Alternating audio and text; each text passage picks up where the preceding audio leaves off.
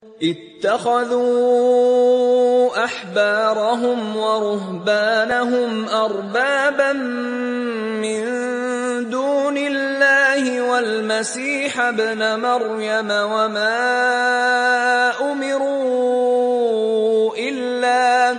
وما أمروا إلا ليعبدوا إلها واحدا لا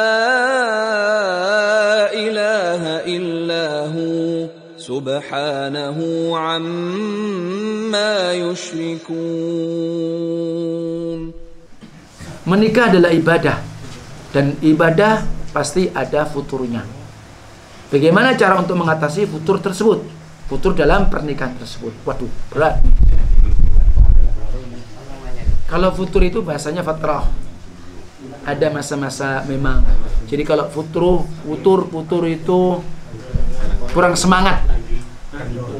Tidak semangat atau ya agak leto-leto dikit lah. Kendor-kendor begitu ya. Nah, seperti orang futur tidak taklim, berarti betul-betul berhenti. Itu istilahnya begitu, ya. Nah, betul bahwa menikah adalah ibadah, bahkan ibadah yang agung dan mulia.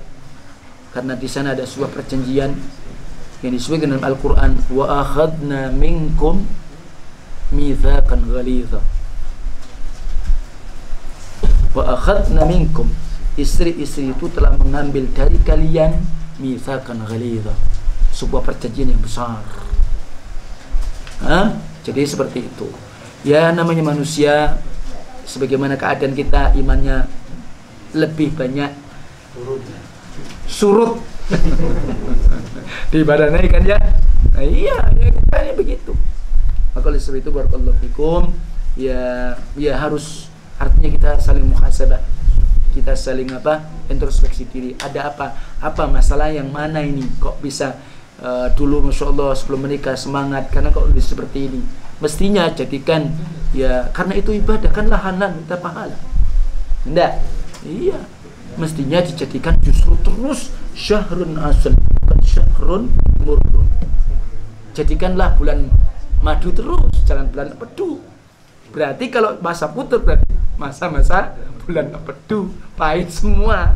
Ya jangan, jadikan bagaimana menjadi manis. Ya artinya tentulah ada hal-hal yang ya diselesaikan bareng-bareng, ya dipertimbangkan bagaimana, ya memang harus begitu, harus tanazul, harus dewasa dan semitalinya. Makanya berusaha kalau kita sudah berumah tangga, kalau bisa memang kita ini menjadi yang sudah berdikari. Apa berdikari? Berdiri di atas kaki sendiri. Jadi tidak ada intervensi lain-lain macam-macam. Itu penting. Ya, jadi ini penting sekali. Jadi sehingga ya memang harus belajar, terus belajar. Yang penting apa? Tadi sudah niatnya lurus dengan ilmu, iman. Ini penting, ya. Jadi karena kita berbeda lah. Kalau orang yang sudah mengenal bahwa nikah ada sebuah ibadah, ya terus hal-hal yang mungkin ada tulalit, tidak nyambung. Kenapa kok tidak nyambung? Kadang-kadang begitu. Dalam rumah tangga ada yang tulalit, tidak nyambung. Nah ini kenapa? Apa masalahnya? Nah jadi begitu, harus terus. Ya, jadi terus apa yang berarti sisi taklimnya, ya sisi kita mungkin harus tanazul dan semitalinya. Ya kadang-kadang sama-sama kita sulit karena memang dalam rumah tangga itu kadang-kadang penuh dengan misteri, ya penuh dengan misteri, hal-hal yang tidak terduga datang. Ya masalahnya kadang-kadang masalah kecil. Maka oleh sebab itu ingat ibadah kepada Allah Taala dengan ilmu, perbaiki iman, akidah kita seperti itu terus. Hal-hal yang kecil jangan dianggap itu menjadi sesuatu kesalahan yang besar. Dan Nabi mengatakan, kalau kalian itu benci pada pasanganmu, jangan benci berlebihan. Mungkin ada sisi yang antum tidak suka, bahkan yang antum sukai lebih banyak.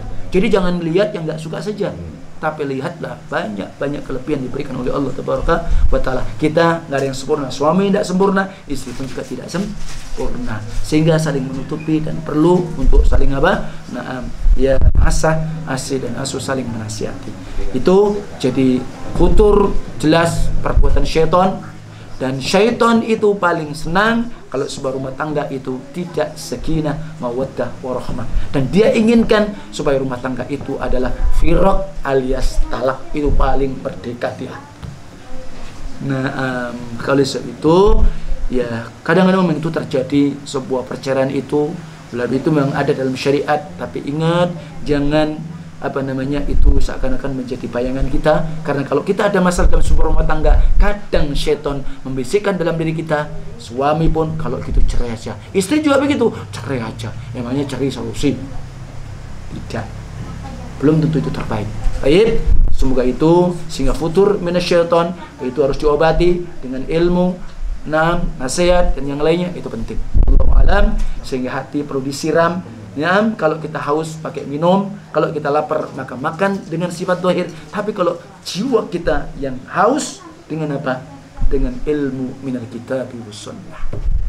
Wallahu alam.